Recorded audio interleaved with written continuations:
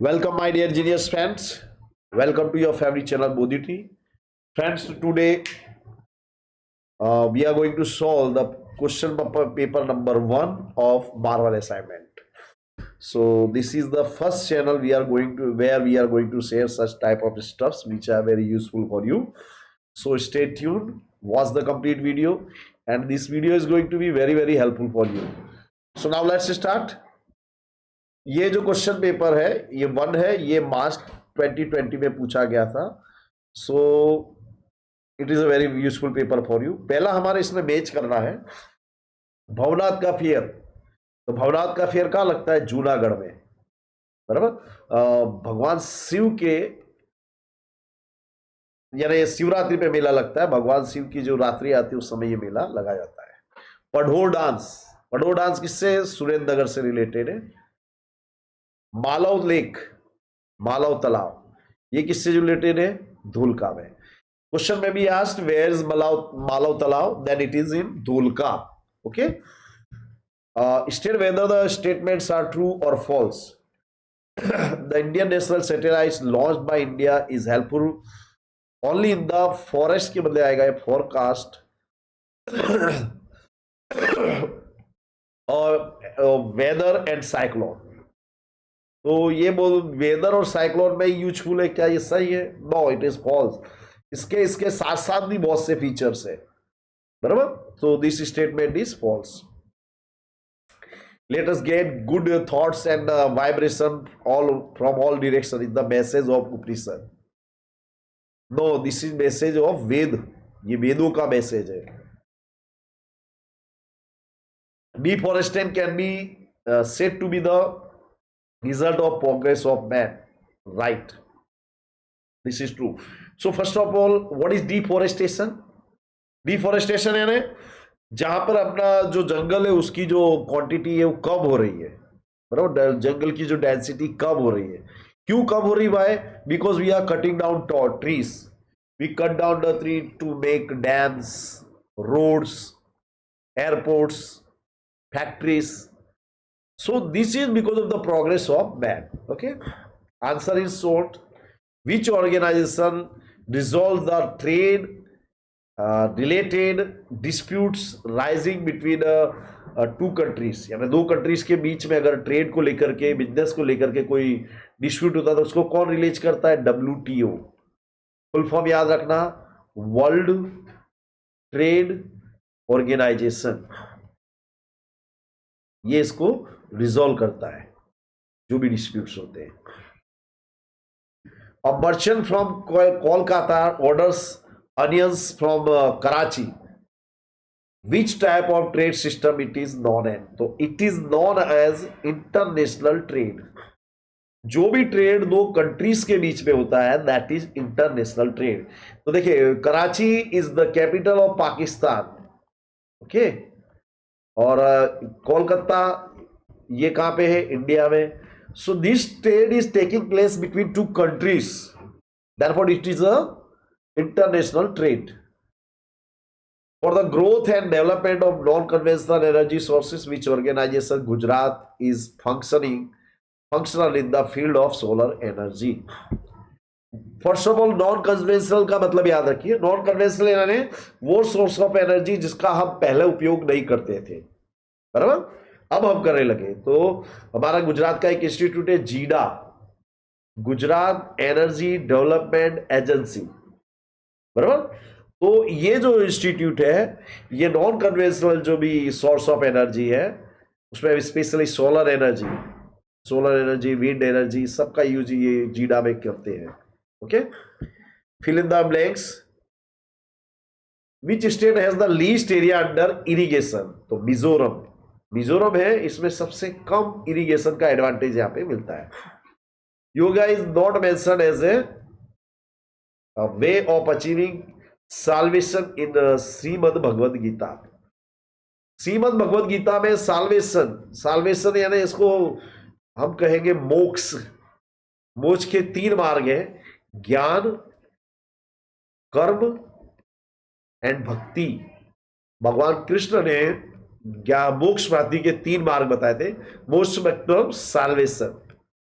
ज्ञान, कर्म एंड भक्ति, बराबर। Instruments, tools, houses are included in capital of the factors of production, बराबर। Instruments, tools, houses, ये सब क्या आता है, कैपिटल माना जाता है। Choose the correct alternative out of the alternative given from it. Which of the following, यहाँ पे लोगो दिखाया नहीं गया है, तो ये BIS है, BIS का लोगो था।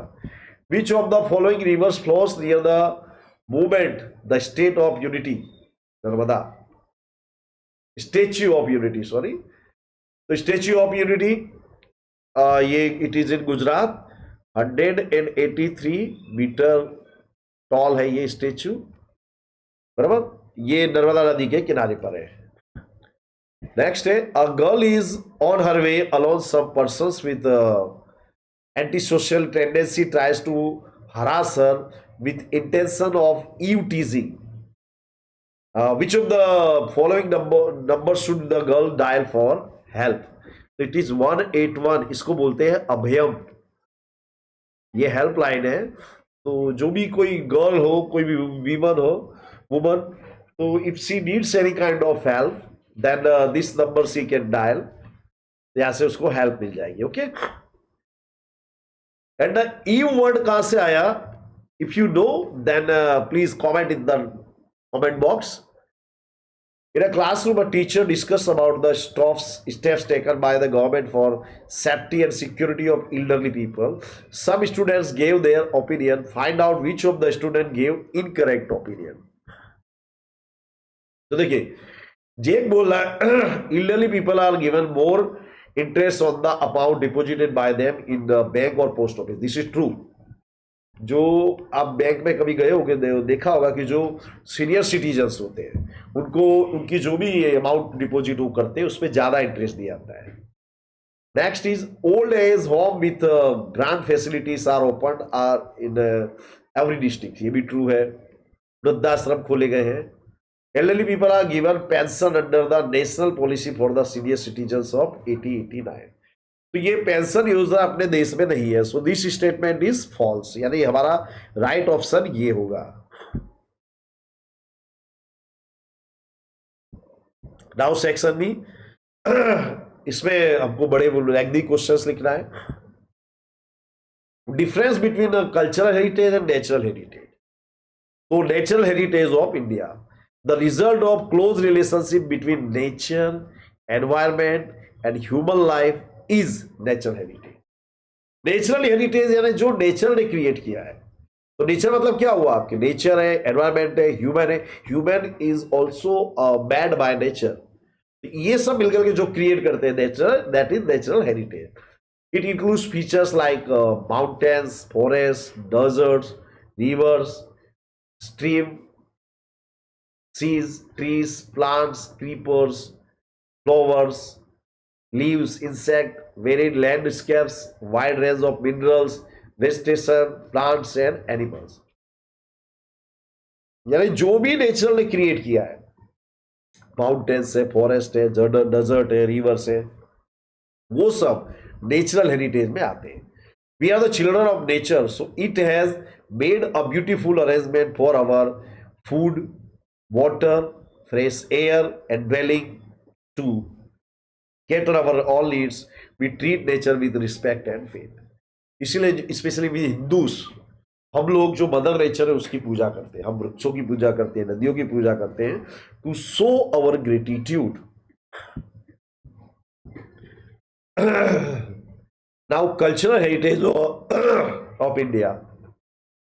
India has gifted to the world a diverse and rich heritage. Cultural heritage is a man-made heritage. Cultural heritage यानी जो man खुद बनाता है। Whatever is received or created by human with his tact, wisdom, art or skill is called cultural heritage। यानी हम जो कुछ भी ह्यूमन बीइंग्स जो हमारी विजडम से, स्किल से क्रिएट करते हैं, that is cultural heritage. Starting from Aryans, Chhatrap, Kushan, Huns, Persian, Turks, Arab, Mughal, Britishers, etc. Caste and tribes have come to India. India culture from the exchange between all this has become rich.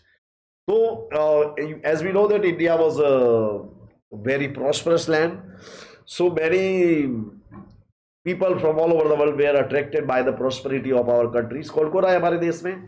क्षत्रप आए, कुषाण आए, hood आए, Persian आए, तुर्क आए, मुगल आए, and there was a exchange between them and us. हमने उनकी जो बहुत सी ट्रेडिशंस है उनका उसको अपनाया, उन्होंने हमारी बहुत सी चीजों को अपनाया, and that become a cultural heritage. A monument of India finds its place on the new 500 rupees currency note of India give its introduction.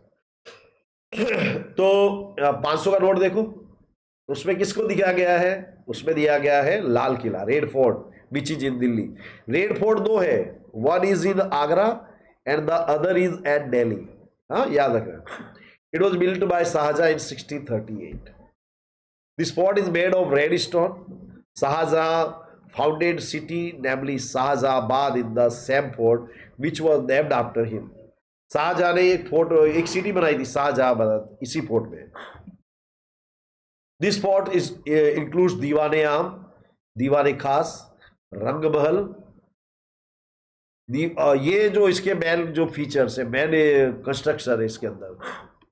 दीवाने आम में क्या होता है कि आम पब्लिक जो होती थी, नॉर्मल जो पीपल थे वो यहाँ मिलते. दीवाने खास यानी जहां पर खास स्पेशल लोग मिलते थे. Diwane Khas is more magnificently decorated than other building. तो यू एज जैसा मैंने आप लोगों को मेंशन किया कि दीवाने खास मतलब खास लोगों का दीवान, खास लोगों का जो गैदरिंग यहाँ पर होती थी, वो बिल्डिंग स्पेशल होगी. It is decorated with amalgamation of gold and silver embedded with precious stones.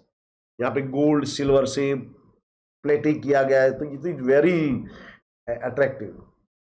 The other building of Red Fort are Rang Mahal, Mirror Palace, जिसे हम आईना महल कहते हैं, ऑफ मुमताज, लाहौरी गेट, बीना बाजार and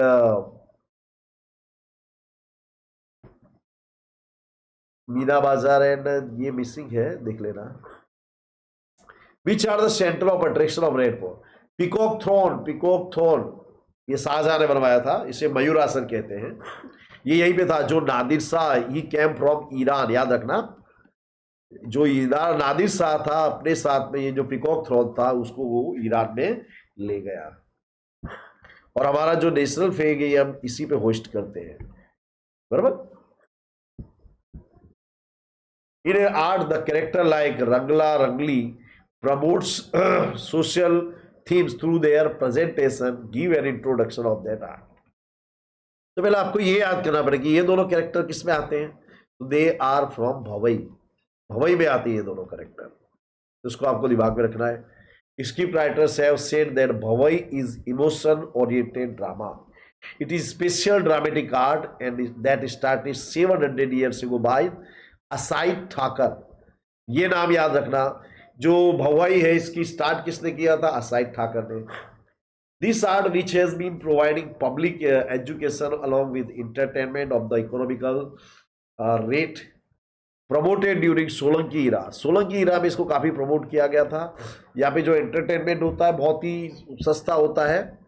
it was cheaply perform without curtain with light humour and with the music playing on trumpet. इसमें पीपुड़ी बजाते हैं, special type of पीपुड़ी होती है, दैट इज ट्रम्पेट.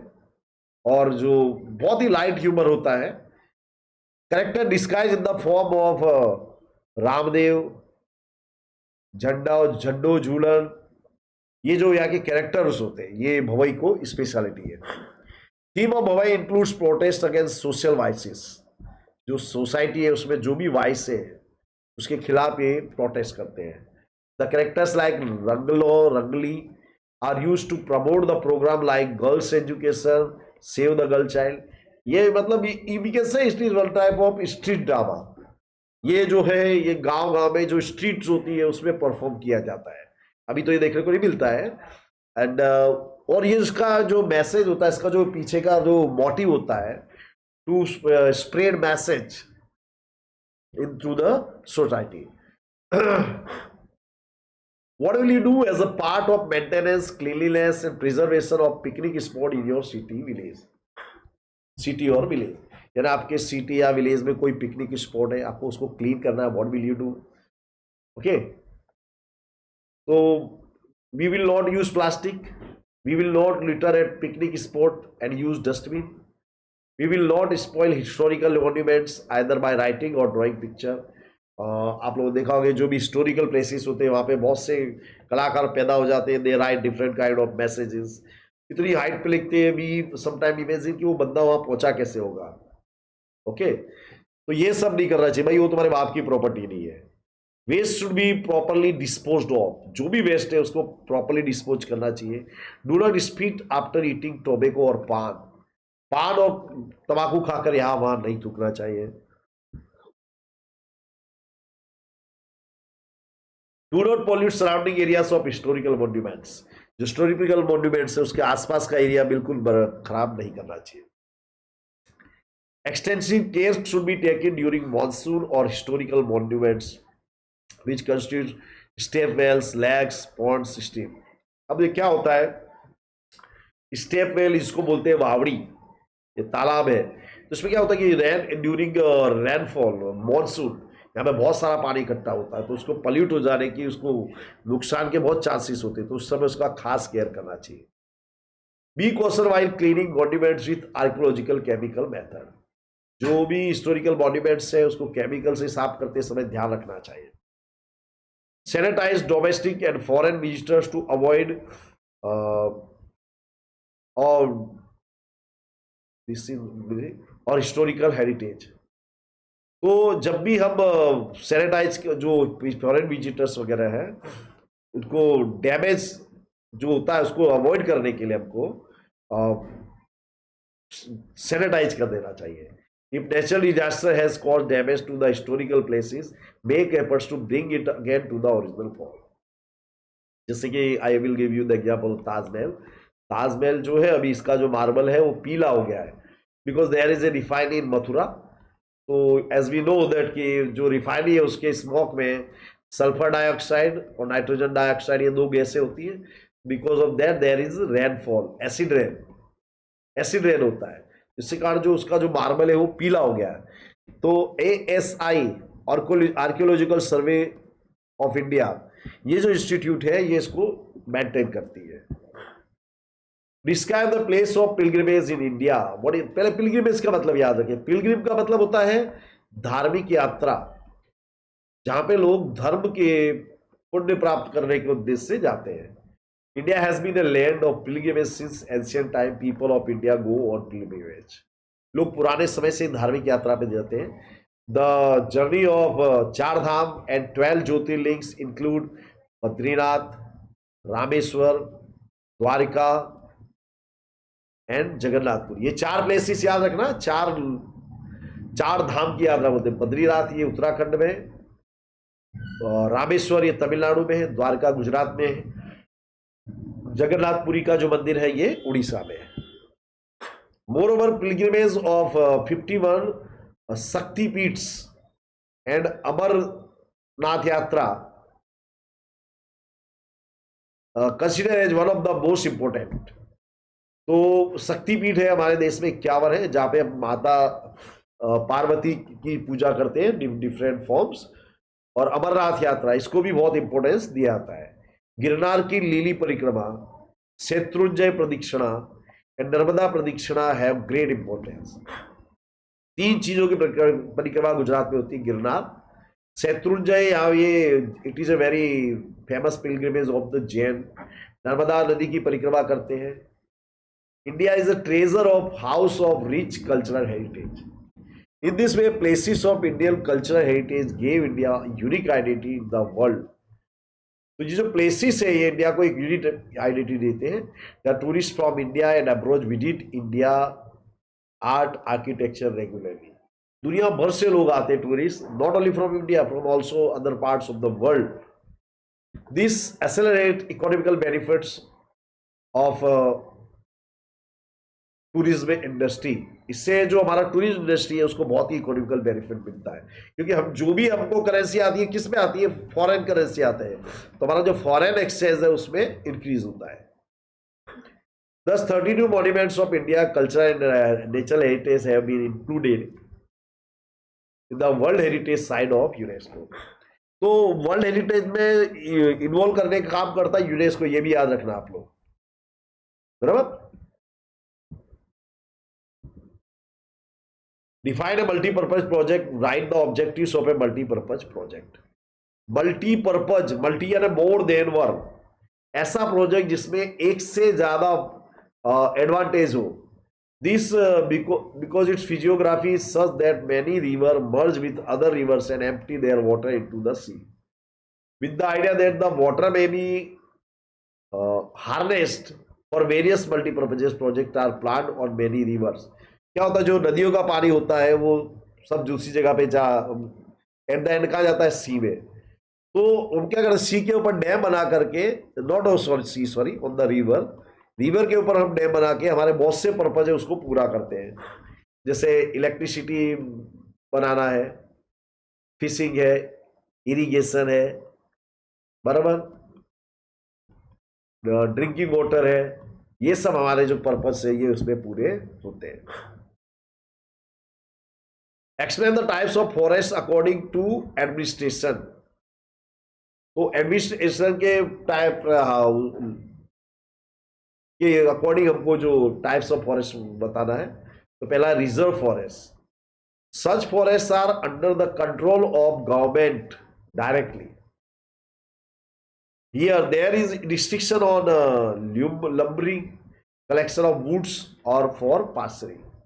यहाँ पे आप लकड़ी काट के नहीं ले सकते, आप पासरिंग मतलब गाय भैंस को नहीं चला सकते।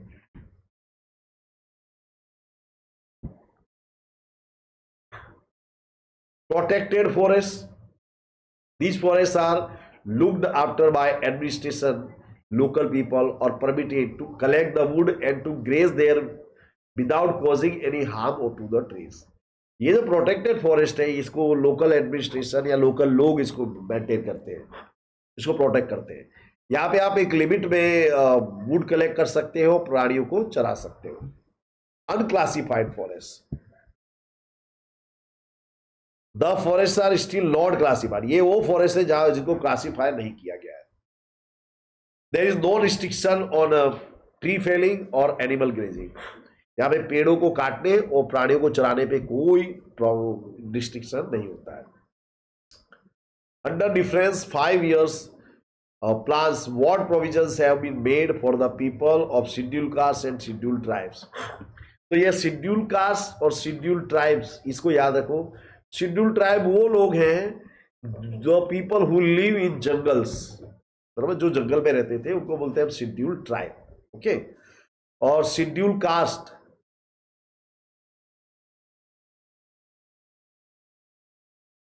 ये वो लोग हैं, they were known as untouchable, इनको अनटचेबल हमारी सोसाइटी में माना जाता था।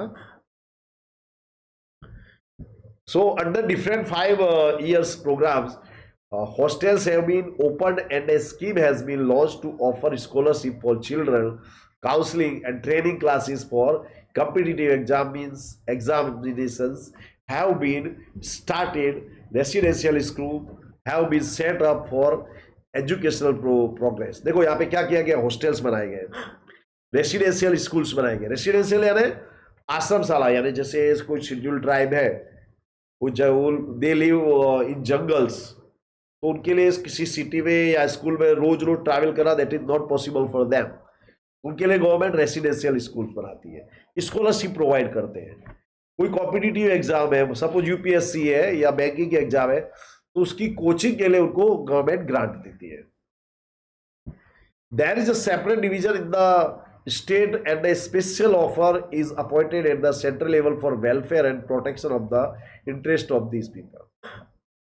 तो एक सेपरेट डिवीजन बनाया गवर्नमेंट ने, जो शेड्यूल कास्ट और शेड्यूल ट्राइब के जो लोग हैं उनके जो राइट्स है उसको प्रिजर्व करने के लिए काम करता है। National commission is formed at the central level for these people, along with its various schemes have been started, it is started for social, educational and economical development of these people by state and central government. State government और central government ने बहुत सारे schemes इनके लिए चालू की है, बराबर।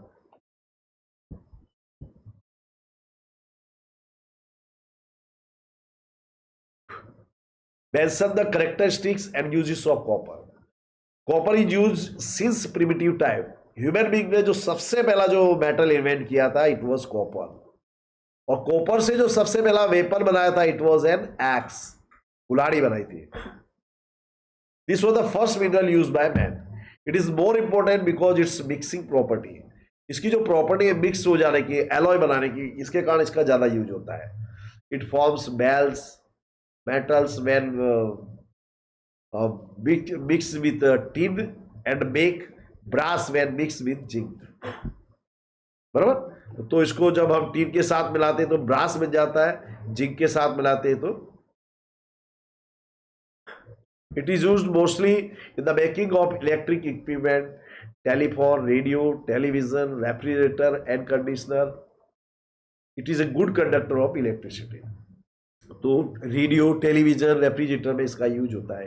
It is also used in insecticides, explosives, coloured glasses, coins and printing. Insecticide यानी इंसेक्ट को नष्ट करने के लिए यूज होता है। एक्सप्लोसिव यानी जो विस्फोटक पदार्थ होते हैं उसमें इसका यूज होता है। कलर ग्लासेस में इसका यूज होता है। कॉइन्स बनाने में यूज होता है। नेक्स्ट है, during a visit to West Bengal it was notice that people extensively use jute doormats, roofs and gunny bags. What could be the reason for it? यानी वेस्ट बंगाल में विजिट पे जाए तो हमको इस जूट की बनी हुई चीजें ज्यादा देखने को मिलती है। Jute is second rage major industry of India, holds first place in the production of jute and goods made from jute, बराबर। तो जूट का प्रोडक्शन इंडिया में बहुत ज्यादा होता है, बराबर। उससे हम अलग अलग गुड्स बनाते हैं। Much water is needed to purify, so most the mills are located in the bank of Hooghly river. Hooghly is in West Bengal. इसको धोने के लिए, इसको वॉश करने के लिए बहुत सारा पानी चाहिए। ये हुगली रिवर है, वहां पे अवेलेबल है। This industry is concentrated in West Bengal due to cheap labour force, banks and insurance coverage, port for export facility. अब अभी तो गनी बैग्स के बदले प्लास्टिक का यूज होने लगा, अदरवाइज उससे पहले जूट की बनी हुई चीजों गनी बैग्स का यूज करते थे, बराबर। तो वेस्ट बंगाल में लेबर काफी सस्ता है, बैंक्स लोन देती, इंश्योरेंस का कवरेज अच्छा मिलता है। देयरफॉर वेस्ट बंगाल में हमको जूट की बनी हुई चीजें बहुत देखने को मिलती है। तो फ्रेंड्स, ये हमारा सेक्शन ए और बी था। इसके बाद हम दूसरे क्वेश्चन पेपर्स भी लाने वाले हैं। I am sure you love to watch this video. For more videos, subscribe the channel and share it maximum with your friends. Thank you very much. Have a very nice day.